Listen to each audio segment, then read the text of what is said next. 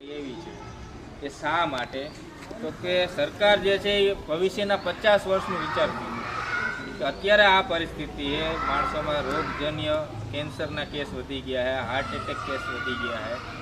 તો ભવિષ્યમાં જો આપણે આપણી પેઢી ટકાવી રાખવી હોય તો કેમિકલ જે આડેધડ આપણે વાપરીએ છીએ એમાં થોડો ઘણો કંટ્રોલ લાવવો પડે. એના માટે આ જે પ્રાકૃતિક કૃષિના જે આયામો છે, જીવામૃત, બીજામૃત, આચ્છાદન, વાપસા, આ જે કાંઈ આયામો છે એને આપણે ફોલો કરવાનો. પહેલું તો અમે ખેડૂતોને એ જ આગ્રહ કરીએ કે તમે તમારું જે ખાવાનું શાકભાજીનો જે પ્લોટ કરો છો ને એમાંથી શરૂઆત કરો. જીવામૃત બનાવો, 200 લીટરનું બેરલ લેવાનું છે, તમે 180 લીટર પાણી ભરવાનું, 10 કિલો ગાયનું છાણ, 10 લીટર ગૌમૂત્ર, 1 કિલો ચણાનો લોટ, 1 કિલો ગોળ અને વડલાની નીચેની માટી, આટલું બધું મિક્સ કરી અને સવાર સાંજ લાકડીના દાંડિયાથી હલાવવાનું, ઘડિયાળની દિશામાં અને વિરુદ્ધ દિશામાં. બરાબર.